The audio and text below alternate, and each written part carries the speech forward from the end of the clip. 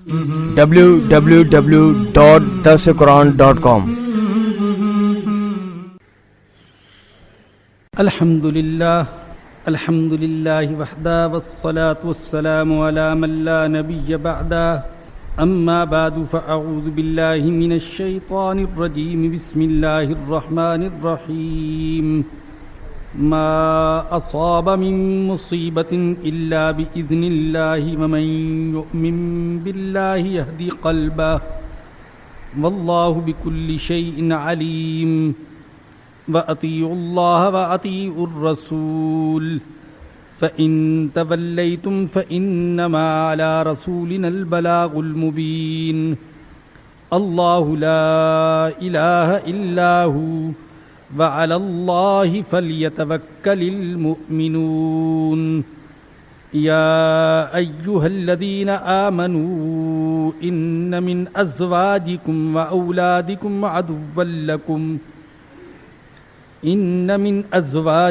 وأولادكم عدوا لكم فاحذروهم وإن تعفوا وتصفحوا وتغفروا فإن الله غفور رحيم إنما أموالكم وأولادكم فتنة والله عنده أجر عظيم صدق الله العظيم ما اصاب من مصیبت الا باذن اللہ، جو بھی مصیبت پہنچتی ہے تو وہ اللہ کے حکم سے پہنچتی ہے۔ کوئی مصیبت ایسی نہیں جو اللہ کی اجازت کے بغیر اور اللہ کے حکم کے بغیر کسی کو پہنچتی ہو۔ وَمَن يُؤْمِن بِاللَّهِ يَهْدِ قَلْبَهُ، اور جو شخص اللہ پر ایمان رکھتا ہے اللہ اس کے دل کو ہدایت دے دیتا ہے۔ واللہ بکل شیء علیم، اور اللہ ہر چیز کو جاننے والا ہے۔ یہ دنیا مصیبتوں، پریشانیوں، تکلیفوں اور بیماریوں کا گھر ہے۔ کوئی انسان ایسا نہیں جو کسی مصیبت، پریشانی اور بیماری میں مبتلا نہ ہو، خواہ مومن ہو یا کافر، نیک ہو یا بد، بلکہ اللہ کے انبیاء بھی مصیبتوں اور پریشانیوں سے محفوظ نہیں رہے۔ ہمارے آقا حضرت محمد الرسول اللہ صلی اللہ علیہ وسلم زندگی بھر آپ پر طرح طرح کی پریشانیاں، طرح طرح کی تکلیفیں اور طرح طرح کی مصیبتیں آئیں۔ مکہ کی زندگی میں بڑی پریشانیاں، بیٹیوں کو طلاقیں اور گالیاں اور بہتان تراشیاں اور راستے میں کانٹے اور جسم پر پتھر۔ پھر احد میں دیکھیں دندان مبارک شہید ہوئے، اور آپ کے محبوب اور پیارے چچا حضرت حمزہ رضی اللہ تعالی عنہ کو نہ صرف یہ کہ شہید کیا گیا بلکہ ان کا مسلح کیا گیا، ناک کان کاٹ دیے گئے، شکل کو بگاڑ دیا گیا، سینے کو چیرا گیا، کلیجہ اور دل نکال کر چبائے گئے۔ پھر طائف میں دیکھیے کہ آپ کے ساتھ طائف والوں نے کیا سلوک کیا، نالین مبارک خون سے بھر گئے۔ غزوہ خندق کے موقع پر دیکھیے ایسی پریشانی آئی کہ اللہ نے خود فرمایا کہ وَزُلْزِلُوا زِلْزَالًا شَدِيدًا، بڑے سخت طریقے سے جھنجھوڑ دیا گیا، ہلا دیا گیا مسلمانوں کو۔ وَإِذْ زَاغَتِ الْأَبْصَارُ وَبَلَغَتِ الْقُلُوبُ الْحَنَاجِرَ، آنکھیں اٹھی کی اٹھی رہ گئیں اور دل حلق تک پہنچ گئے۔ وَتَظُنُّونَ بِاللَّهِ الظُّنُونَا، اور اے مسلمانوں تم اللہ کے بارے میں عجیب عجیب گمان کرنے لگے۔ هُنَالِكَ ابْتُلِيَ الْمُؤْمِنُونَ، وہاں ایمان والوں کو آزمایا گیا۔ وَزُلْزِلُوا زِلْزَالًا شَدِيدًا، اور سختی سے ان کو ہلا دیا گیا۔ زندگی بھر نبی کریم صلی اللہ علیہ وسلم کو ایک دن میں 2 بار پیٹ بھر کر کھانا میسر نہیں آیا. زندگی میں کوئی دن ایسا نہیں آیا کہ ایک دن میں 2 بار آپ نے پیٹ بھر کر کھانا کھایا ہو، بلکہ بعض اوقات مسلسل ایسے ایام گزرے جب کہ آپ کے گھر میں سوائے کھجور اور پانی کے کچھ نہ تھا. تو مصیبتیں اور پریشانیاں ہر کسی پر آتی ہیں، مومن پر بھی، کافر پر بھی، اللہ کے نیک بندوں پر بھی اور فاسقوں فاجروں پر بھی. لیکن جب مصیبت اور پریشانی آئے، کسی بیماری کا سامنا کرنا پڑے، تو ایک مسلمان کی سوچ کیا ہونی چاہیے؟ یہاں اللہ فرما رہے ہیں مصیبت تو اللہ کے حکم سے آتی ہے. وَمَن يُؤْمِن بِاللَّهِ يَهْدِ قَلْبَهُ، جو اللہ پر ایمان رکھتا ہے اللہ اس کے دل کو ہدایت دے دیتا ہے، اللہ اس کو سمجھ عطا فرما دیتا ہے، شرح صدر کی دولت عطا کر دیتا ہے، یقین کا نور عطا کر دیتا ہے، صبر اور شکر کی توفیق دے دیتا ہے، استقامت اور جماؤ عطا فرما دیتا ہے. ایک مسلمان کی سوچ یہ ہو، سب سے پہلے تو یہ کہ جو مصیبت پہنچی اس سے میں بچ نہیں سکتا تھا، اور جو مصیبت مجھے نہیں پہنچی وہ مجھے کوئی پہنچا نہیں سکتا. اللہ جس پریشانی میں ڈالنا چاہے اس سے کوئی حفاظت نہیں کر سکتا، اور اللہ اگر حفاظت کرنا چاہے تو کوئی پریشان کر نہیں سکتا. معاذ اللہ، اس کا یہ مطلب نہیں ہے کہ خود مصیبت اور پریشانی کو دعوت دے یا اللہ کا امتحان لے، دیکھوں اللہ مجھے مصیبت میں ڈالتا ہے یا نہیں ڈالتا. زہر پیے، دیکھوں اللہ مجھے مارتا ہے یا نہیں مارتا. یا کسی بلڈنگ سے چھلانگ لگا دے، اللہ کو بچانا ہوگا تو بچا لے گا اور نہیں بچانا ہوگا تو نہیں بچائے گا. یہ نہیں ہے مطلب.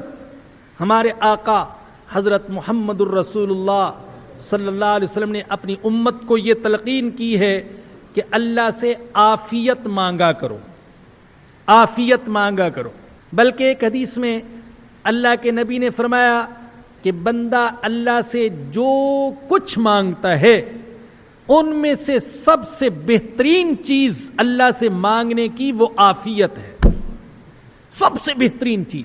اور عافیت کیا ہے؟ کہ اے اللہ تو ہر قسم کے شر سے اور گناہ سے، بیماری سے، مصیبت سے، پریشانی سے، دکھ سے، درد سے، حادثے سے، ایکسیڈنٹ سے، آزمائش سے بچا کر رکھنا، تو حفاظت فرمانا. اللہ سے یہ مانگتا رہے. کبھی ابتلا کی خود تمنا نہ کرے کہ ابتلا آئے، مصیبت آئے تو دیکھوں میں کیسا صبر کرنے والا ثابت ہوتا ہوں. نہیں، اس لیے کہ وَخُلِقَ الْإِنسَانُ ضَعِيفًا، انسان بڑا کمزور ہے اور بعض اوقات باتیں بڑی بڑی کرتا ہے، اور جب عملی طور پر مشکل حالات کا سامنا کرنا پڑتا ہے تو بڑوں کے قدم ڈگمگا جاتے ہیں اور ان کے ارادوں میں اور عزائم میں ضعف اور تزلزل واقع ہو جاتا ہے. اس لیے ابتلا اور مصیبت کو خود تو کبھی دعوت نہیں دے، اللہ سے عافیت طلب کرتا رہے. اے اللہ تو بچائے رکھنا، تو حفاظت رکھنا ہر قسم کی پریشانی سے. لیکن اگر آ جائے تو پھر ایمانی صفت کے ساتھ اس مصیبت اور پریشانی کا سامنا کرے، جس میں سب سے پہلا مرحلہ تو یہ کہ یہ دیکھے کہ یہ اللہ کی طرف سے ہے، یہ میرے اللہ کی طرف سے ہے. اس لیے کہ یہ سارا کارخانہ عالم وہی چلا رہا ہے. اس نظام کی کنجی، نظام کائنات کی کنجی اسی کے ہاتھ میں ہے. مصیبتوں کا خزانہ بھی اسی کے پاس، اور راحتوں کا خزانہ بھی اسی کے پاس، خوشیوں کا خزانہ بھی اسی کے پاس، اور غمیوں کا خزانہ بھی اسی کے پاس. وہی ہنساتا ہے اور وہی رلاتا ہے، وہی زندہ کرتا ہے اور وہی مارتا ہے. اضحک و ابکا و امات و احیا. تو اس کی طرف متوجہ ہو کہ یہ اس اللہ کی طرف سے ہے. اور پھر اللہ کے نبی نے فرمایا کہ زبان سے بھی اس کا اظہار کرے اور اللہ کی طرف رجوع کرے. فرمایا کہ انا للہ و انا الیہ راجعون پڑھے. بہت سے لوگوں کے ذہن میں یہ بات ہے کہ انا للہ و انا الیہ راجعون، یہ کلمہ اور یہ جملہ صرف اس وقت پڑھنا چاہیے جب کسی کا انتقال ہو جائے. حالانکہ اللہ کے نبی نے یہ تعلیم دی کہ کسی بھی مصیبت اور پریشانی کا سامنا کرنا پڑے تو فوراً انا للہ و انا الیہ راجعون پڑھا جائے. صحیح مسلم میں حضرت ام سلمہ رضی اللہ تعالی عنہا کی روایت ہے، ہماری ماں ہیں ام المؤمنین حضرت ام سلمہ رضی اللہ تعالی عنہا. وہ فرماتی ہیں کہ رسول اللہ صلی اللہ علیہ وسلم نے فرمایا کہ جس بندے کو کوئی مصیبت اور پریشانی پہنچے اور پھر وہ یوں کہے انا للہ و انا الیہ راجعون اللہم اجرنی فی مصیبتی واخلف لی خیرا منہا، یہ دعا یاد کر لیجئے گا. انا للہ و انا الیہ راجعون اللہم اجرنی فی مصیبتی واخلف لی خیرا منہا. فرمایا کہ جو شخص یہ دعا پڑھے گا اللہ اس کو مصیبت میں اجر عطا فرمائے گا، اور جو نقصان ہوا اللہ اس کی تلافی اس سے بہتر کے ساتھ کرے گا. فرماتی ہیں حضرت ام سلمہ رضی اللہ تعالی عنہا کہ میرے شوہر کا انتقال ہو گیا تو میں نے یہ دعا پڑھی، لیکن دل میں یہ خیال آتا تھا کہ میرے شوہر سے بہتر شوہر کون سا ہو سکتا ہے. لیکن ہوا یوں کہ خود سرکار دو جہاں صلی اللہ علیہ وسلم نے مجھے نکاح کا پیغام بھیج دیا، اور میں نے اپنی آنکھوں سے اس دعا کا نتیجہ اور ثمرہ دیکھ لیا کہ میں سوچتی تھی کہ مجھے میرے شوہر سے بہتر شوہر کون سا مل سکتا ہے، لیکن اللہ نے کائنات کے سردار حضرت محمد الرسول اللہ کو میرا شوہر بنا دیا اور مجھے ان کی زوجہ ہونے اور مسلمانوں کی ماں ہونے کا شرف عطا فرما دیا. تو اللہ کی طرف رجوع کرے اور دعائیہ کلمات پڑھے، اور ان کی اتنی فضیلت مسند احمد میں حضرت اشعری رضی اللہ تعالیٰ عنہ کی روایت ہے.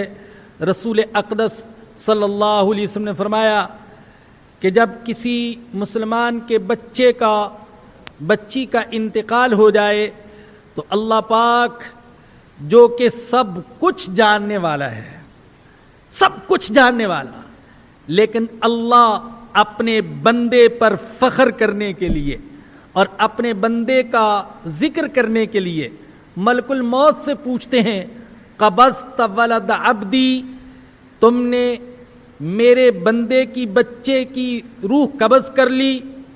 قبضت قرۃ عینہ وثمرۃ فؤادہ، تم نے میرے بندے کی آنکھوں کی ٹھنڈک اور اس کے دل کا چین چھین لیا. ملک الموت عرض کرتے ہیں ہاں اللہ میں نے ایسا کیا اور آپ کے حکم سے کیا. اللہ پوچھتے ہیں اچھا جب تم نے ایسا کیا تو میرے بندے نے کیا کہا اور کیا کیا؟ ملک الموت عرض کرتے ہیں حامدہ کا وسترجع، تیرے بندے نے اس موقع پر بھی یوں کہا الحمدللہ انا للہ و انا الیہ راجعون. تو اللہ پاک فرشتوں سے فرماتے ہیں اے میرے فرشتوں، میرے اس بندے کے لیے جنت میں ایک محل بنا دو، وسموہ بیت الحمد، اور اس گھر کا نام رکھ دو بیت الحمد، اس لیے کہ اس نے مصیبت اور پریشانی میں بھی الحمدللہ کہا اور انا للہ و انا الیہ راجعون کہا اور مجھے یاد کیا. تو ہر حال میں اللہ کا شکر اور اللہ کی طرف رجوع میں یہ عرض کر رہا تھا کہ جب مصیبت اور پریشانی پہنچے تو سب سے پہلے تو اللہ پاک کی طرف رجوع کرے، وہ دعائیہ کلمات پڑھے جو اللہ کے نبی نے سکھائے، اور یقین رکھے کہ یہ سب کچھ اللہ کی طرف سے اور مجھے اس سے کوئی بچا نہیں سکتا۔ اور دوسرا یہ بھی سوچے کہ ہر مصیبت اور پریشانی میں بھی کچھ حکمتیں ہوتی ہیں، بعض فوائد ہوتے ہیں۔ امام عز الدین محمد بن عبد السلام رحمہ اللہ نے لکھا ہے، فرماتے ہیں کہ مصیبتوں، پریشانیوں اور بیماریوں میں بھی بہت سی حکمتیں ہیں، اس لیے کہ اللہ کا کوئی فعل حکمت سے خالی نہیں ہے۔ فرماتے ہیں کہ سب سے پہلی حکمت اور سب سے پہلا فائدہ تو یہ کہ اللہ کی عزت، اللہ کے غلبے، اللہ کی قدرت اور اللہ کی طاقت کی معرفت حاصل ہوتی ہے۔ یقین آتا ہے کہ وہ جو چاہے کر سکتے، وہ ان اللہ علی کل شیء قدیر ہے، وہ عزیز ہے، غالب ہے، طاقت والا ہے، قوی ہے، شدید ہے۔ دوسرا فائدہ یہ کہ اپنی بندگی اور اپنی عاجزی کا انسان کو پتہ چلتا ہے، میں کتنا کمزور ہوں، اس کا علم ہوتا ہے۔ اگر اللہ اس کو تکلیف اور پریشانی میں مبتلا نہ کرتا تو اسے اپنے ضعف، اپنی کمزوری، اپنی عاجزی اور اپنی بے بسی کا پتہ نہ چلتا۔ کتنے ہی مواقع ایسے ہوتے ہیں کہ دولت کے ہوتے ہوئے، عہدہ ہوتے ہوئے، وسائل اور تعلقات کے ہوتے ہوئے، ڈاکٹروں اور حکیموں کے ہوتے ہوئے بھی انسان اپنے آپ کو بے بس اور عاجز محسوس کرتا ہے، اسے اپنی کمزوری کا پتہ چلتا ہے۔ تیسرا فائدہ اور تیسری حکمت، تضرع، دعا اور اخلاص، اللہ کی طرف متوجہ ہوتا ہے، گڑ گڑاتا ہے، اللہ سے مانگتا ہے اور صرف اللہ سے مانگتا ہے، اخلاص پیدا ہو جاتا ہے۔ بعض اوقات مشرکین کے اندر بھی اخلاص پیدا ہو جاتا ہے۔ اللہ نے قرآن کریم میں کئی جگہ ذکر کیا، یہ شرک کرنے والے جب ایسی جگہ مصیبت اور پریشانی میں پھنستے ہیں جہاں کوئی بچانے والا نہیں ہوتا تو وہاں اللہ کے سوا کسی اور کو نہیں پکارتے۔ وَإِذَا مَسَّ الْإِنسَانَ ضُرٌّ دَعَانَا، جب انسان کو تکلیف پہنچتی ہے تو ہمیں پکارتے۔ فَلَمَّا كَشَفْنَا عَنْهُ ضُرَّهُ مَرَّ كَأَن لَّمْ يَدْعُنَا إِلَىٰ ضُرٍّ مَّسَّ، جب ہم تکلیف دور کر دیتے ہیں تو ایسے ہو جاتا ہے گویا کہ اس کو تو کبھی تکلیف پہنچی ہی نہیں تھی۔ اور بعض اوقات ایسا بھی ہوتا ہے میرے بزرگوں اور دوستوں، میری ماؤں، بہنوں، بیٹیوں، کہ انسان اللہ کو بھولا ہوتا ہے، مانگنے کی توفیق نہیں ہوتی، اللہ پکڑتا ہے، کسی مصیبت اور پریشانی میں مبتلا کرتے تو اب اس کو دعا کرنے اور دعا مانگنے کی اہمیت معلوم ہوتی ہے اور اللہ سے مانگنا شروع کرتے۔ مصیبت اور پریشانی میں چوتھی حکمت اور چوتھا فائدہ کہ مصیبت والوں اور پریشانیوں پر، پریشان حال انسانوں پر رحم آتا ہے، پتہ چلتا ہے کہ بیماری کیا ہوتی ہے، بھوک کیا ہوتی ہے اور تکلیف کیا ہوتی ہے۔ اگر اسے بھوک نہ لگتی تو اسے کسی بھوکے کی بھوک کا احساس نہ ہوتا، اللہ اس کو فقر میں مبتلا نہ کرتا تو کسی فقیر اور غریب کی پریشانی کا علم نہ ہوتا، اللہ اس کو بیمار نہ کرتا تو بیماروں کے دکھ درد کا اس کو احساس نہ ہوتا۔ اسی لیے حضرت عیسیٰ علیہ الصلوۃ والسلام کا ایک قول منقول ہے، وہ فرمایا کرتے تھے کہ اس دنیا میں ایسے لوگ بھی ہیں جو مصیبتوں میں مبتلا اور ایسے لوگ بھی ہیں جو مصیبتوں سے بچے ہوئے. تو فرماتے تھے لوگوں تم مصیبت والوں پر رحم کرو اور اللہ سے عافیت مانگو.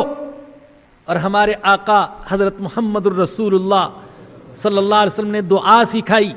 فرمایا کہ اگر کسی مصیبت والے کو دیکھو تو یہ دعا پڑھا کرو, الحمدللہ الذی عافانی مما ابتلاک بہ وفضلنی علی کثیر ممن خلق تفضیلا. تمام تعریفیں اس اللہ کے لیے جس نے مجھے اس مصیبت سے بچا رکھے ہے جس مصیبت میں تم مبتلا ہو, اور مجھے اللہ نے اپنی مخلوق میں سے بہت سوں پر فضیلت عطا فرمائی ہے. لیکن قربان جائیے اسلام کی روشن تعلیمات پر علماء نے لکھے مصیبت والے کو دیکھ کر یہ دعا پڑھے تو صحیح, لیکن یہ دعا آہستہ آواز میں پڑھے, بلند آواز میں نہیں پڑھے. کہیں ایسا نہ ہو کہ مصیبت والا اس دعا کو سن کر غمگین اور پریشان ہو جائے, اس کا دل ٹوٹ جائے کہ مجھے دیکھ کر یہ دعا پڑھ رہا ہے.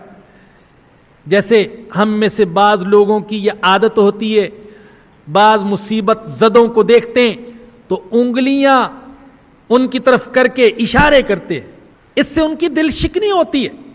تو اس لیے کہا گیا کہ دعا تو پڑھو لیکن آہستہ آواز سے پڑھو, بلند آواز سے نہ پڑھو. پانچویں حکمت اور پانچواں فائدہ, جب مصیبت پر صبر کرتے تو یہ اللہ کا محبوب بن جاتا ہے. اس لیے کہ اللہ کہتے ہیں واللہ یحب الصابرین, اللہ صبر کرنے والوں سے محبت کرتے ہیں. اور حدیث میں آیا, حضور اکرم صلی اللہ علیہ وسلم نے فرمایا, صحیح بخاری کی روایت ہے, فرمایا کہ وما اعطی احد عطاء خیرا اوسع من الصبر. فرمایا کہ کسی بندے کو صبر سے بڑی صفت اور خلق عطا نہیں کیا گیا. سب سے بڑی صفت جو کسی بندے کو عطا کی جاتی ہے فرمایا کہ وہ صبر کی صفت ہے. چھٹا فائدہ اس میں اور چھٹی حکمت یہ کہ جب مسلمان فوائد پر اور حکمتوں پر نظر کرتے ہیں تو اس پر بھی اللہ کا شکر ادا کرتا ہے. جب اس کے فوائد پر اور حکمتوں پر نظر کرتا ہے تو اللہ کا شکر ادا کرتا ہے. ڈاکٹر ہمیں کڑوی دوا دیتا ہے, تکلیف دہ انجیکشن لگاتا ہے, جسم چیر پھاڑ دیتا ہے آپریشن کرنے کے لیے, لیکن جب ہم کڑوی دوا اور جسم کی چیر پھاڑ کے فوائد پر نظر کرتے ہیں تو فیس دیتے ہوئے ڈاکٹر کا شکر بھی ادا کرتے ہیں کہ آپ نے بڑا کرم کیا ہمارے اوپر کہ ہمارے جسم کو چیرا پھاڑا. تو جب ایک مسلمان مصیبت کے فوائد پر, تکلیف کے فوائد پر صبر کرتے اور ان پر نظر ڈالتا ہے تو اس پر اللہ کا شکر ادا کرتا ہے.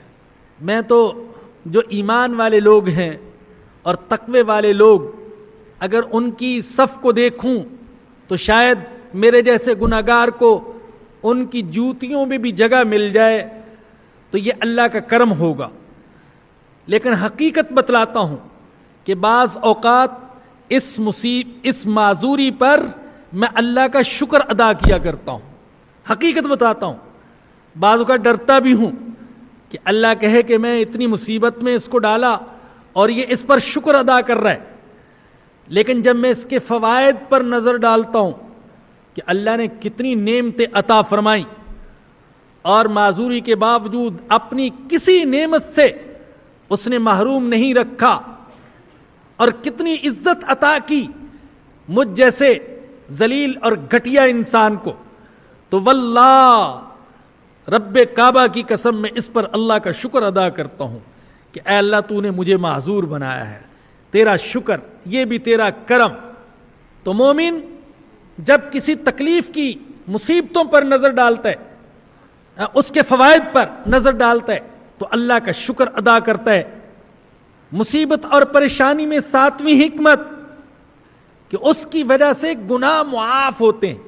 ہمارے آقا حضرت محمد الرسول اللہ صلی اللہ علیہ وسلم نے فرمایا، صحیح بخاری اور مسلم میں حضرت خدری رضی اللہ عنہ کی روایت ہے کہ آپ نے فرمایا کہ مسلمان بندے کو جو تکلیف، جو دکھ، جو غم، جو تھکاوٹ، جو پریشانی، حدیث میں اتنے الفاظ استعمال کیے کہ تکلیف کا کوئی پہلو ایسا نہیں جو ان سے بچ جائے، اور اردو میں ان کا ترجمہ ہی نہیں ہو سکتا. اتنی وسعت کے ساتھ فرمایا کہ من نصب ولا وصب ولا ہم ولا حزن ولا اذن ولا غم، اتنے سارے الفاظ. یہاں جو بعض اہل علم ساتھی بیٹھے ہیں وہ جانتے ہوں گے کہ یہ مترادفات، ہم کا معنی اردو میں ہم کریں تو ہم کا معنی بھی غم، حزن کا معنی بھی غم، اور غم کا معنی بھی غم. حضور نے یہ سارے الفاظ استعمال کیے، گویا کہ یہ بتلایا کہ مصیبت کا کوئی بھی پہلو ہو جو کسی مسلمان کو پہنچے، اور آخر میں فرمایا کہ یہاں تک کہ اس کے پیروں میں ایک کانٹا بھی لگے، شرط صرف یہ ہے کہ ہو سچا مومن، اپنی زندگی ایمان کے لیے وقف کر چکا ہو، تو اس کو جو تکلیف پہنچے، سخت گرمی لگے، سخت سردی لگے، کوئی گالی دے، کوئی بہتان لگائے، اور راستے میں چلتے ہوئے ٹھوکر لگ جائے اور کانٹا چبھ جائے اور بیمار ہو جائے اور نزلہ لگ جائے اور کھانسی لگ جائے اور بھوک لگ جائے اور پیاس لگ جائے، تو اللہ پاک ان تکلیفوں کی وجہ سے اس کے گناہوں کو معاف کرتا چلا جاتا ہے، ویسے ہی معاف کرتا جاتا ہے. میرے بندے کو تکلیف پہنچی، اس کے گناہ معاف کر دو. مصیبت اور پریشانی میں 8ویں حکمت، بعض اوقات پوشیدہ فوائد ہوتے ہیں جن پر ہماری نظر جا ہی نہیں سکتی. اسی لیے اللہ فرماتے ہیں فَعَسَىٰ أَن تَكْرَهُوا شَيْئًا وَيَجْعَلَ اللَّهُ فِيهِ خَيْرًا كَثِيرًا. ہو سکتا ہے کہ تم کسی چیز کو ناپسند کرو اور اللہ نے اس میں تمہارے لیے بہت بڑی، بہت زیادہ بھلائی اور خیر چھپا رکھی ہو. ارے انسان، تم تو پاگل ہو، جاہل ہو، غافل ہو، نظر بھی کمزور، عقل بھی کمزور، سوچ بھی کمزور، علم بھی کمزور، عمل بھی کمزور، ہر اعتبار سے کمزور ہو، تمہاری سوچ محدود ہے. میں اللہ جانتا ہوں تمہارے لیے کیا بہتر ہے اور کیا بہتر نہیں. ہو سکتا ہے تم جس چیز کو ناپسند کر رہے ہو، میں نے اس میں تمہارے لیے بہت بڑی خیر چھپا رکھی ہو. حضرت ابراہیم علیہ السلام ہجرت فرما رہے ہیں وطن سے، راستے میں ظالم بادشاہ نے بیوی چھین لی، حضرت سارہ کو چھین لیا. بتائیے اس سے بڑی تکلیف دہ بات بھی ہو سکتی ہے؟ محبوب بیوی، با پردہ بیوی، با حیا بیوی، حضرت سارہ کو چھین لیا، پریشان ہو گئے. لیکن ایک طرف تو اللہ نے حضرت سارہ کی معجزانہ انداز میں حفاظت فرمائی. وہ ظالم جب ان کی طرف ہاتھ بڑھاتا، اللہ اس کے جسم کو شل کرتا، ہاتھ جوڑتا، معافی مانگتا ہوں، اللہ سے دعا مانگو میں ٹھیک ہو جاؤں، اب نہیں چھیڑوں گا. وہ دعا کرتی، پھر شیطان غالب آتا، پھر آگے بڑھنے کی کوشش کرتا، پھر شل ہو جاتا. 3 دفعہ ایسا ہوا، پھر سچے دل سے توبہ کی اور حضرت ابراہیم علیہ السلام کو جاتے ہوئے حضرت ہاجرہ پیش کر دی. وہی حضرت ہاجرہ جن سے حضرت اسماعیل، جن سے کائنات کے سردار محمد الرسول اللہ پیدا ہوئے صلی اللہ علیہ وسلم. کتنا بڑا شر تھا اور اللہ نے اس میں کتنی بڑی خیر چھپا رکھی تھی. فَعَسَىٰ أَن تَكْرَهُوا شَيْئًا وَيَجْعَلَ اللَّهُ فِيهِ خَيْرًا كَثِيرًا. مصیبت اور پریشانی میں 8ویں حکمت، بعض لوگ ایسے ہیں کہ اگر اللہ انہیں تکلیف میں مبتلا نہ کرتا، ہو سکتا ہے وہ کفر کرتے، وہ شرک کرتے، وہ ظلم کرتے، وہ فسق و فجور میں مبتلا ہوتے، وہ مسجد کی بجائے کسی کلب میں، کسی شراب خانے میں اور کسی ڈانس گھر میں نظر آتے. اللہ نے ایسی تکلیف میں مبتلا کر دیا کہ وہاں جانے کے قابل نہیں رہا، جیب وہاں کا خرچہ برداشت نہیں کر سکتی، اللہ نے بچا لیا۔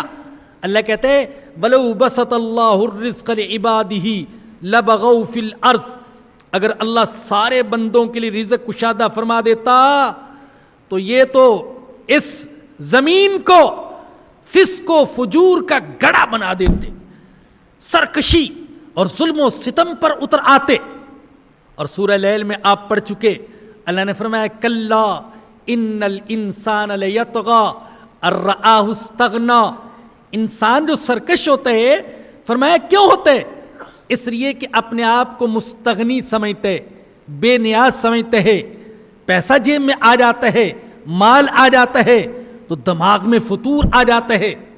تو میرے بزرگوں اور دوستوں، بہت سی حکمتیں اور بہت سے فوائد تکلیفوں میں بھی، اس لیے اللہ فرماتے ہیں وَمَن يُؤْمِن بِاللَّهِ يَهْدِ قَلْبَهُ، اور جو اللہ پر ایمان رکھتے اللہ اس کو مصیبت اور پریشانی میں بھی ہدایت دیتے ہیں، اس کے دل کو صحیح رخ کی طرف متوجہ کر دیتے، اس کے ذہن کو صحیح نہج پر سوچنے کی توفیق عطا کر دیتے، اپنی طرف متوجہ کر دیتے۔ اللہ اپنے قریب کرنا چاہتے، اس لیے مصیبت میں ڈال دیا۔ واللہ بکل شیء علیم، اور اللہ ہر چیز کو جاننے والا ہے۔ وَأَطِیعُوا اللَّهَ وَأَطِیعُوا الرَّسُولَ، اور اللہ کی اطاعت کرو اور رسول کی اطاعت کرو۔ جب اللہ اور اس کے رسول کی اطاعت میں بندہ مشغول ہو جائے گا تو اسے مصیبت بہت چھوٹی محسوس ہوگی، اور مصیبت کا سامنا کرنا اس کے لیے آسان ہو جائے گا۔ فَإِن تَوَلَّيْتُمْ فَإِنَّمَا عَلَىٰ رَسُولِنَا الْبَلَاغُ الْمُبِينُ، اگر تم اللہ اور اس کے رسول کی اطاعت سے اعراض کرتے ہو تو جان لو کہ ہمارے رسول کے ذمے واضح طور پر پہنچا دینا ہے، چاہے کوئی اطاعت کرے یا اطاعت نہ کرے۔ امام زہری رحمۃ اللہ علیہ نے فرمایا ہے کہ من اللہ الرسالہ وعلی الرسول البلاغ وعلینا التسلیم، اللہ کی طرف سے رسالت، پیغام، احکام کے بھیجنا، رسول کے ذمے پہنچا دینا، اور ہمارے ذمے کیا ہے؟ سر تسلیم خم کر دینا، اطاعت کرنا، مان لینا، اتباع کرنا۔ اللہ لا الہ الا ہو، اللہ کے سوا کوئی معبود نہیں، اور صحیح بات تو یہ کہ اللہ کے سوا کوئی محبوب نہیں، اللہ کے سوا کوئی خالق نہیں، اللہ کے سوا کوئی رازق نہیں، اللہ کے سوا کوئی شفا دینے والا نہیں، اللہ کے سوا کوئی مصیبت کو دور کرنے والا نہیں، اللہ کے سوا کوئی نفع پہنچانے والا نہیں، اللہ کے سوا کوئی عزت دینے والا نہیں، اللہ کے سوا کوئی غنا عطا کرنے والا نہیں، اللہ کے سوا کوئی رزق دینے والا نہیں۔ وَعَلَى اللَّهِ فَلْيَتَوَكَّلِ الْمُؤْمِنُونَ، اور اللہ پر ایمان والوں کو توکل کرنا چاہیے۔ یا ایھا الذین آمنوا ان من ازواجکم واولادکم عدوا لکم فاحذروہم، اے ایمان والو، بے شک تمہاری بعض بیویاں اور تمہاری بعض اولاد یہ تمہاری دشمن ہے، فاحذروہم، ان سے ہوشیار رہو۔ اللہ اکبر۔ بظاہر ترجمہ سنیں گے تو تعجب کریں گے، اور ہو سکتا ہے کہ ہماری بعض مائیں بہنیں بیٹیاں وہ اس پر بظاہر بڑا محسوس کریں کہ یہ اللہ کیا کہہ رہا ہے کہ تمہاری بعض بیویاں اور تمہاری بعض اولاد یہ تمہاری دشمن ہے، لیکن جو اللہ نے فرمایا وہ سچ فرمایا، جو اللہ نے فرمایا وہ حق فرمایا، اس میں کوئی شک نہیں۔ اور اللہ نے یہ نہیں کہا ساری بیویاں اور ساری اولاد، یہ نہیں کہا میرے اللہ نے، فرمایا کہ بعض بیویاں اور بعض اولاد۔ اور بعض بیویاں اور بعض اولاد واقعی دشمن ثابت ہوتی ہیں. ایک شخص ایمان کے راستے پر چلنا چاہتا ہے, اللہ کی راہ میں خرچ کرنا چاہتا ہے, گناہوں کو چھوڑنا چاہتا ہے, گھر سے گندگی, نجاست اور غلاظت کو نکالنا چاہتا ہے, حرام سے بچنا چاہتا ہے, سود سے توبہ کرنا چاہتا ہے, لیکن بعض اوقات بیویاں رکاوٹ بن جاتی ہیں, اولاد رکاوٹ بن جاتی ہے. ان کی خاطر کرتا ہے, خود بچنا چاہتا ہے. اور آج کا زمانہ تو کیا گزرا زمانہ, میرے آقا کا زمانہ جو سب سے بہترین زمانہ. بعض حضرات ایسے تھے ایمان قبول کر لیا, ہجرت کرنا چاہتے تھے, لیکن بیویاں رکاوٹ بن گئیں. بچوں نے رو رو کر آسمان سر پر اٹھا لیا, بیوی اور بچوں پر نظر ڈالی, ہجرت سے محروم رہ گئے. اور ہجرت سے محروم رہ گئے گویا کہ ایمان سے محروم رہ گئے. اس لیے کہ اس وقت جو طاقت رکھتا تھا اس کے لیے ہجرت کرنا فرض تھا. ہجرت کے بغیر ایمان کا اعتبار نہیں تھا. لیکن میں نے عرض کیا کہ ہر بیوی ایسی نہیں ہے. بہت سی بیویاں ایسی ہیں جو انسان کو ایمان پر اور نیک عمل پر آمادہ کرتی ہیں. ابو جہل کے بیٹے اکرمہ یہ تو بھاگ گئے تھے فتح مکہ کے بعد. ان کی بیوی تھی جو پکڑ کے لائیں, اکرمہ کہاں جا رہے ہو, تمہیں محمد کے در کے سوا کہیں پناہ نہیں ملے گی. لائیں اور لا کر اکرمہ کو حضور کے قدموں میں ڈال دیا. ابو جہل کے بیٹے لیکن مومن بنے. آج ہی بات ہو رہی تھی, ایک صاحب کہنے لگے میری اہلیہ کہتی ہیں اللہ نے بیٹا دیا تو نام اکرمہ رکھوں گی, اور مجھے بہت پسند آیا اور بڑا رشک آیا. میں نے کہا پہلے مجھے خیال نہیں آیا, اکرمہ نام رکھنا چاہیے.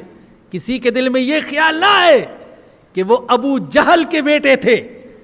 بس ہمارا تو اس پر دھیان جائے اور اس طرف نظر جائے کہ وہ لا الہ الا اللہ محمد الرسول اللہ پڑھ چکے تھے, حضور کا دامن پکڑ چکے تھے اور صحابیت کا شرف حاصل کر چکے تھے. اس لیے ان کے نام کو چمکانا چاہیے. میں آپ کو بھی ترغیب دے رہا ہوں. بعض حضرات نے یہ کہا ہے کہ ہر مرد کی کامیابی کے پیچھے کسی نہ کسی عورت کا ہاتھ ہوتا ہے, اور حقیقت ہے بعض بیٹے ایسے ہیں ان کی کامیابی کے پیچھے ماں کا ہاتھ ہے, بعض بھائیوں کی کامیابی کے پیچھے ان کی بہنوں کا ہاتھ ہے, اور بہت سے شوہر ایسے ہیں جن کی کامیابی کے پیچھے ان کی بیوی کا ہاتھ ہے. حضرت موسیٰ علیہ السلام کی قربانی تو یاد ہے, کیا ان کی والدہ کی قربانی یاد نہیں ہے؟ کس طریقے سے بیٹے کو دریا کی لہروں کے حوالے کیا تھا. حضرت ابراہیم علیہ السلام کی قربانی تو یاد ہے, کیا ہاجرہ کی قربانی یاد نہیں ہے؟ جنگل میں دودھ پیتے بچے کو لے کر بیٹھ گئی تھی کعبے کی حفاظت کے لیے. اور حضور کی قربانیاں یاد رکھنے کی چیز ہیں, لیکن کیا حضرت خدیجہ کی قربانیاں کم ہیں؟ کیا حضرت عائشہ کی قربانیاں کم ہیں؟ کیا حضرت عائشہ کے احسانات کم ہیں؟ تو عرض یہ کر رہا تھا کہ اللہ نے ساری بیویوں کے بارے میں نہیں فرمایا کہ ایسی ہوتی ہیں, بعض بیویاں بعض اولاد. فرمایا کہ تمہاری دشمن ہے. کون سی اولاد, کون سی بیویاں؟ جو ایمان کے تقاضوں کو پورا کرنے کے راستے میں رکاوٹ بنے. لیکن اگر وہ معاون بنتی ہیں وہ دشمن نہیں, دوست ہیں, وہ محسن ہیں. وَإِن تَعْفُوا وَتَصْفَحُوا وَتَغْفِرُوا فَإِنَّ اللَّهَ غَفُورٌ رَحِيمٌ. میرے اللہ تیرے کلام پر قربان, چونکہ فرمایا بعض اولاد بعض بیویاں دشمن ہیں, تو ممکن تھا کہ کوئی سمجھ لیتا کہ سب دشمن, لہذا ان کے ساتھ سخت رویہ اختیار کیا رہے.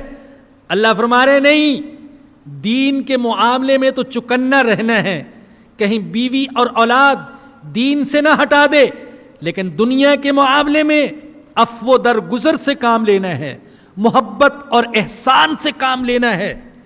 وَإِن تَعْفُوا, اگر معاف کر دو, وَتَصْفَحُوا, اور درگزر کرو, وَتَغْفِرُوا, اور پردہ ڈال دو, عیب پر غلطی پر دل کو صاف کرو رکھو، فإن اللہ غفور الرحیم، تو بے شک اللہ بڑا بخشنے والا بڑا مہربان ہے۔ تم اپنی اولاد اور بیویوں کی لغزشوں کو معاف کرو گے، اللہ قیامت کے دن تمہارے گناہوں کو معاف کرے گا۔ انما اموالکم و اولادکم فتنہ، تمہارے اموال اور تمہاری اولاد یہ فتنہ ہے۔ فتنے کا کیا معنی؟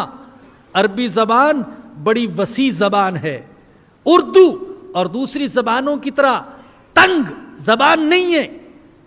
فتنہ اردو میں ہم بولتے ہیں تو بڑا خطرناک سا معنی ہوتا ہے، لیکن عربی میں اس کا معنی آزمائش آتا ہے۔ تمہارے اموال اور تمہاری اولاد یہ تمہارے لیے آزمائش ہے، آزمائش۔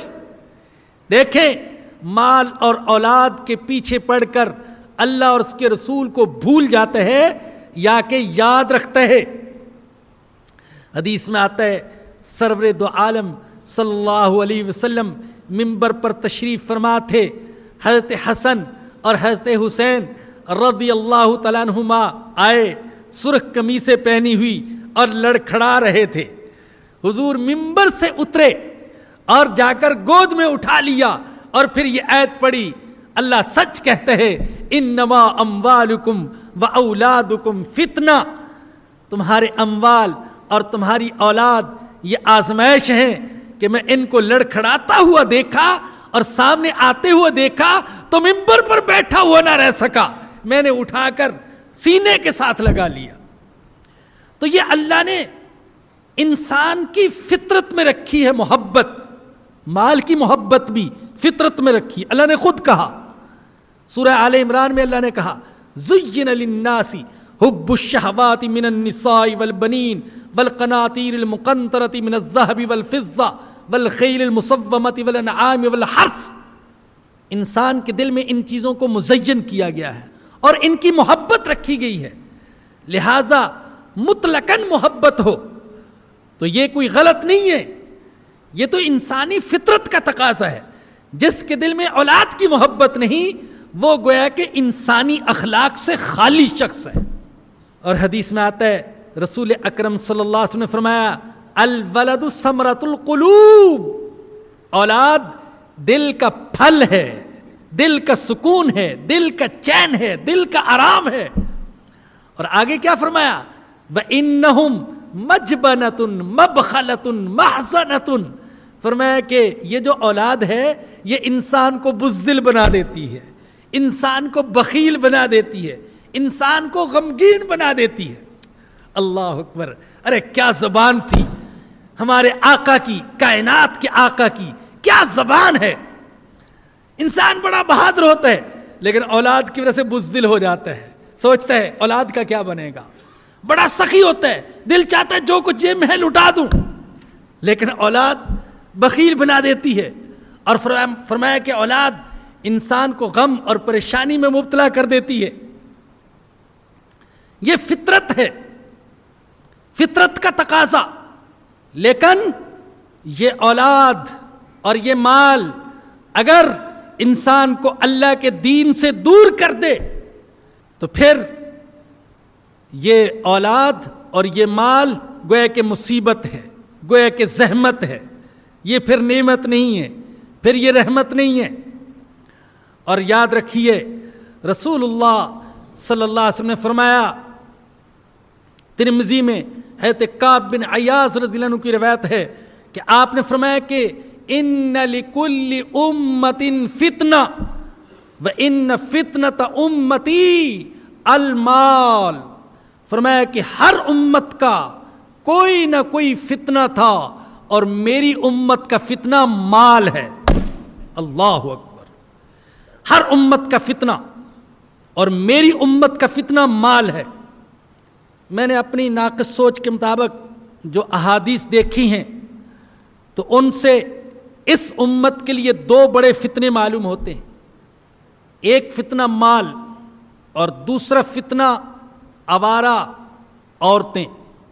اور حقیقت یہی ہے، میں نے اپنی ناقص سوچ کے مطابق جو عالم اسلام پر نظر ڈالی اور اپنے گرد و پیش پر، اپنے ملک پر، اپنے شہر پر نظر ڈالی تو حقیقت میں اس امت کے اس وقت سب سے بڑے فتنے یہ دو ہیں: آوارہ، بے حجاب، بے حیا خواتین اور پیسہ۔ اس امت میں غربت بھی بہت ہے، اور ثروت اور غنا اور امارت اور تمول یہ بھی بہت ہے، اور پیسے کی ہوس ایسی ہے کہ اللہ کے نبی کی وہ حدیث صادق آتی ہے کہ اگر ایک بندے کے پاس ایک وادی ہو سونے چاندی سے بھری ہوئی تو کہے گا اے کاش ایک اور وادی ہو جائے۔ اپنے حکام کو دیکھیے، جاگیرداروں کو دیکھیے، انتظامیہ کو دیکھیے، اور عجموں کو دیکھیے، اور عربوں کو دیکھیے، ہر طرف ایسے پیسے کی فراوانی، لیکن پیٹ بھرتا ہی نہیں۔ اور بڑا تعجب، دوسری دنیا میں بھی پیسے کی محبت پائی جاتی ہے یا عورتوں کی طرف میلان پایا جاتا ہے، لیکن دنیا میں اور قوموں میں ایسے لوگ کم جتنے ہم مسلمانوں کے اندر پیدا ہو گئے کہ پیسے کی خاطر اور آوارہ عورتوں کی خاطر ضمیر بیچ دیتے ہیں، ملک بیچ دیتے ہیں، قوم بیچ دیتے ہیں، ایمان بیچ دیتے ہیں، سب کچھ بیچنے کے لیے تیار، پیسے کی خاطر۔ پیسہ خدا، اور اللہ کے نبی نے فرمایا تھا بعض لوگوں کا خدا پیسہ ہوتا ہے، بعض لوگ اللہ کے بندے نہیں ہوتے، وہ پیسے کے بندے ہوتے ہیں۔ یہ زبان نبوت سے نکلی ہوئی باتیں ہیں۔ فرمایا کہ تعیس عبد الدینار و عبد الدرہم، ہلاک ہو جائے، تباہ ہو جائے، مردار ہو جائے کون؟ دینار کا بندہ اور درہم کا بندہ، ان کی عبادت کرنے والا اللہ کو چھوڑ کر۔ اللہ اکبر۔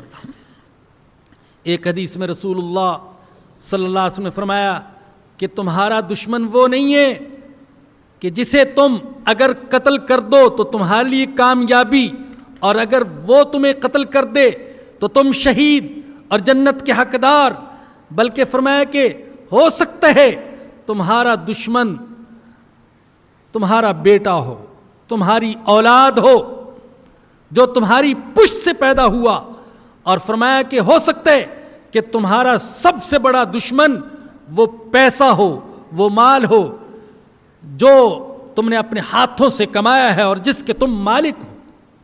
انما اموالکم و اولادکم فتنہ، تمہارے اموال اور تمہاری اولاد یہ آزمائش ہیں، واللہ عندہ اجر عظیم۔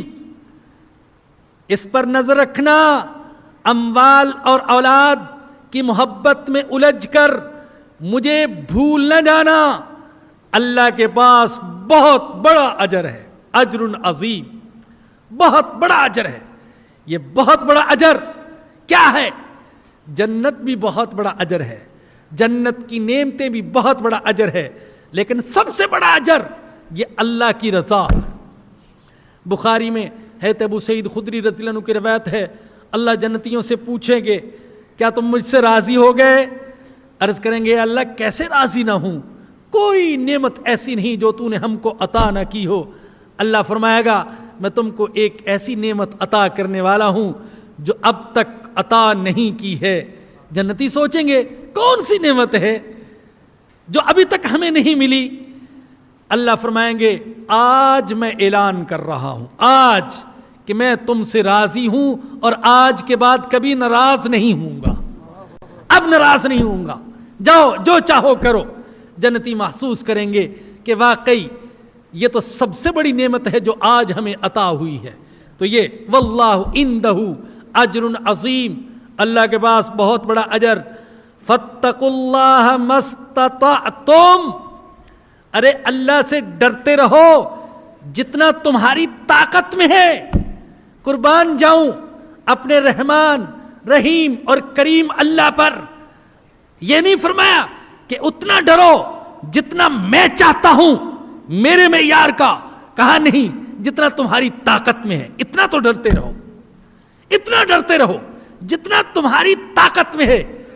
اور جو کام تمہارے اختیار میں نہیں ہوگا، جہاں تم بے بس ہو جاؤ گے، تو وہاں پھر میں غفور رحیم ثابت ہوں گا، میں معاف کر دوں گا۔ لیکن جتنا تمہاری طاقت میں ہے اتنا تو ڈرو، اتنا تو بچاؤ۔ وہی مولانا رومی رحمت اللہ علیہ والی بات کہ یوسف علیہ السلام کی طرح جتنی دور تک گناہ سے بھاگ سکتے ہو اتنا تو بھاگو، پھر بند دروازوں کو کھولنا اللہ کا کام ہے۔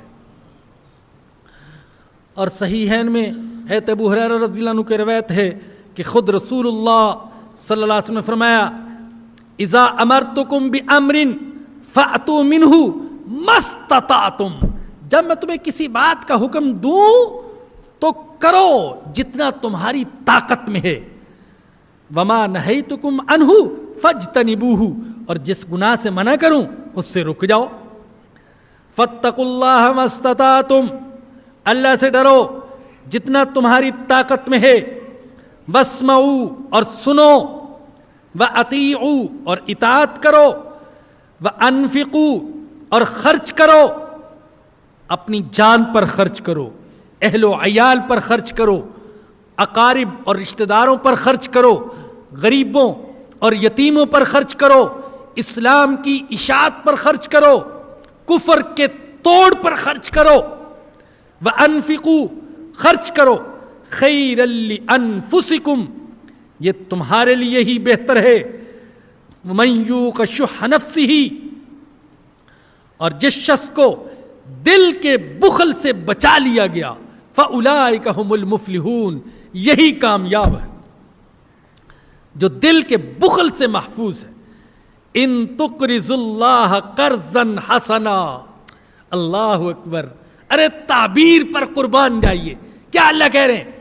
اگر تم اللہ کو قرضہ دو گے، ہائے اللہ، دینے والا اللہ، غنی کرنے والا اللہ، خزانوں کے منہ کھولنے والا اللہ، پیدا کرنے والا اللہ، جوانی تک پہنچانے والا اللہ، آنکھیں، کان، ناک، زبان، دماغ دینے والا اللہ، صلاحیتیں عطا کرنے والا اللہ، سب کچھ اللہ ہی کا ہے۔ لیکن وہ اللہ کہہ رہے اگر مجھے قرضہ دو گے، اگر مجھے قرضہ دو گے، جیسے کسی نے تم سے قرضہ لیا ہو تو تم اس سے لینا اپنا حق سمجھتے ہو، اور اچھا قرض لینے والا قرض ضرور عطا کرتا ہے، تو میں اللہ اچھا قرض لینے والا ہوں، میں تمہارا قرضہ ضرور واپس کروں گا، اور اتنا نہیں جتنا تم نے دیا ہوگا میں اتنا دوں گا جتنی میری شان ہے۔ اللہ اکبر، ان تقرض اللہ قرضا حسنا، اگر تم اللہ کو قرضہ دو گے، اچھا قرضہ، اللہ اکبر، قرضا حسنا، اخلاص کے ساتھ دو گے، حلال مال سے دو گے، خوشی سے دو گے، یضاعفہ لکم، تو تمہیں بڑھا چڑھا کر واپس کروں گا، کئی گنا بڑھا دوں گا، ویغفر لکم، اور اس قرضے کی وجہ سے تمہارے گناہوں کو معاف کر دوں گا۔ اللہ اکبر۔ اور عجیب حدیث آتی ہے، حضرت ابو ہریرہ رضی اللہ عنہ سے روایت ہے، حاکم نے نقل کیا، حضور اکرم صلی اللہ علیہ وسلم فرماتے ہیں، یقول اللہ، اللہ کہتے ہیں، استقرضت عبدی فابا ان یقرضنی، ہائے اللہ، میں نے اپنے بندے سے قرضہ مانگا لیکن میرے بندے نے مجھے قرضہ دینے سے انکار کر دیا۔ اللہ اکبر، استقرضت عبدی، میں نے اپنے بندے سے قرضہ مانگا لیکن میرے بندے نے مجھے قرضہ دینے سے انکار کر دیا۔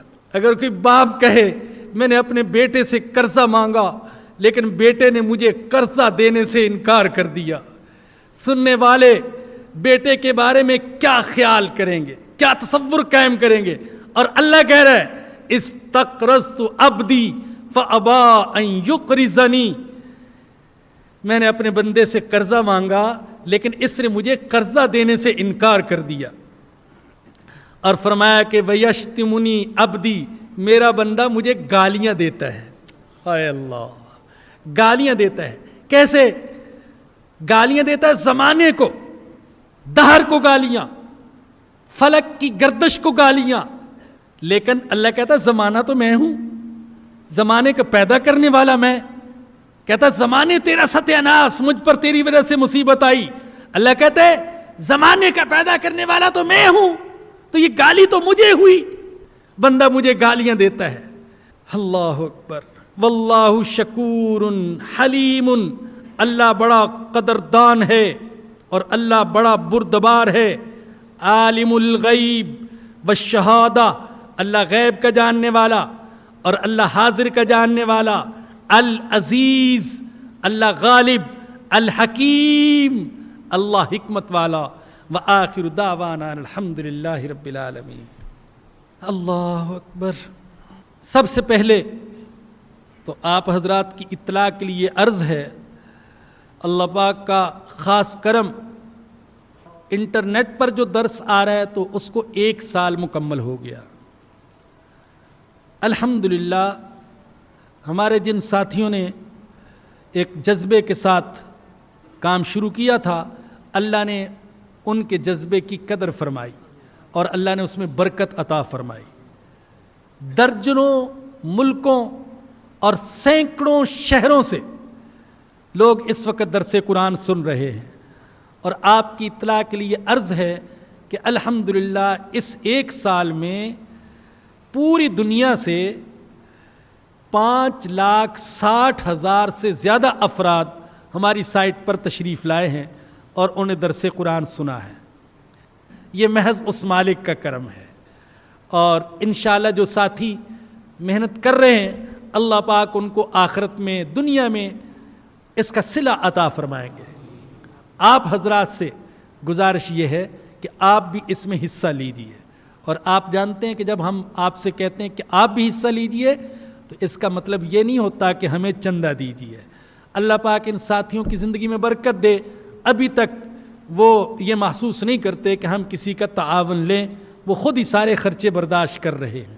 آپ اس سائٹ کو متعارف کرائیے. دنیا بھر میں آپ کے جو عزیز و اقارب رہتے ہیں ان تک اس کا ایڈریس پہنچائیے. ہو سکے تو اس کے اسٹیکر چھپوا کر, جیسے ساتھیوں نے چھپوائے ہیں, آپ اپنے وسائل کے مطابق وہ چھپوا کر شہر کے پڑھے لکھے علاقوں میں لگائیے, دنیا بھر میں پہنچائیے. جو ہو سکتا ہے وہ کیجیے. بہرحال الحمدللہ اس پر ہم اللہ کا شکر ادا کرتے ہیں. دوسری بات یہ کہ خلاصۃ القرآن جو کتاب تھی ختم ہو گئی تھی, اب دوبارہ آ گئی ہے, باہر دستیاب ہے. جو ساتھی لینا چاہتے ہوں وہ لے سکتے ہیں.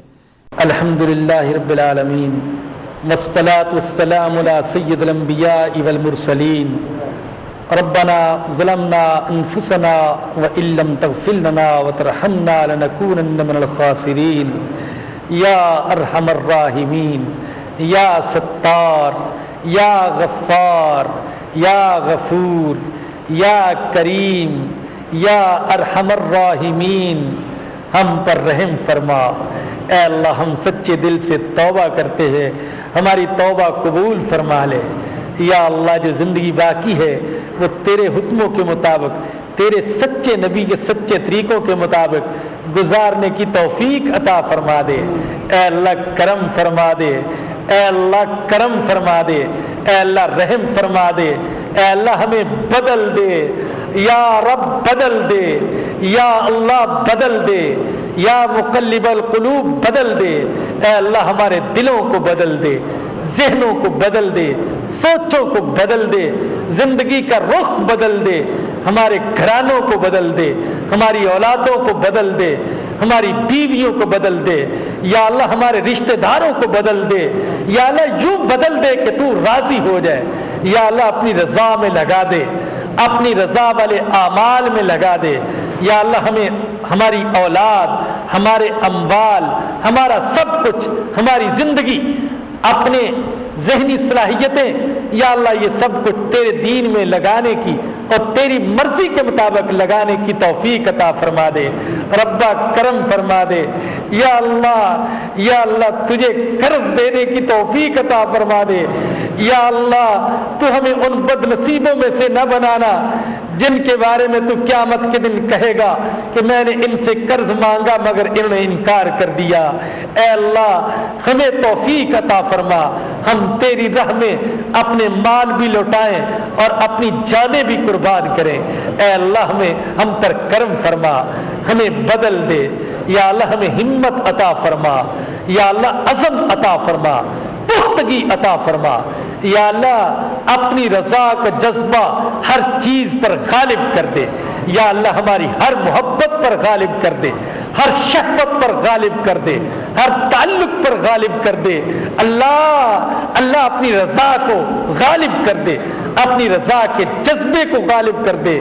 اللہ ہم سے راضی ہو جانا, اللہ ناراض نہ ہو جانا, اللہ غضب نہ فرمانا, اللہ عذاب نازل نہ فرمانا, اللہ کرم فرمانا, اللہ امت پر رحم فرما, اللہ امت کا حال ابتر ہے, اللہ رحم فرما, اللہ تیرے سوا کوئی رحم کرنے والا نہیں, اللہ رحم فرما, اللہ کوئی لیڈر نہیں, کوئی قائد نہیں ہمارا, اللہ رحم فرما, اللہ امت کے حال پر رحم فرما, کرم فرما, اللہ دعاؤں کو قبول فرما, اللہ ایمان والی زندگی عطا فرما, اللہ ایمان والی موت عطا فرمانا, اللہ سارے بیماروں کو شفا عطا فرما. اے اللہ جو پریشان حال ہے ان کی پریشانیوں کو دور فرما, اللہ غیب کے خزانوں سے ہماری ضرورتیں پوری فرما. اللہ یہ جو بچہ بھاگ گیا یا اللہ, یا کسی مصیبت میں مبتلا ہو گیا یا اللہ, اس کو گھر میں واپس آنے کی توفیق عطا فرما. اللہ ہمارے مرحومین کی مغفرت فرما, اللہ ہمارے بیماروں کو شفا عطا فرما, اللہ خاتمہ بالایمان نصیب فرمانا, اللہ ہمارے آقا صلی اللہ علیہ وسلم کی شفاعت نصیب فرمانا. ربنا آتنا فی الدنیا حسنۃ وفی الآخرۃ حسنۃ وقنا عذاب النار. ربنا تقبل منا انک انت السمیع العلیم وتب علینا انک انت التواب الرحیم. صلی اللہ تعالی علی رسولہ وخیر خلقہ سیدنا و مولانا محمد و آلہ و صحبہ و اہل بیتہ اجمعین, آمین برحمتک یا ارحم الراحمین.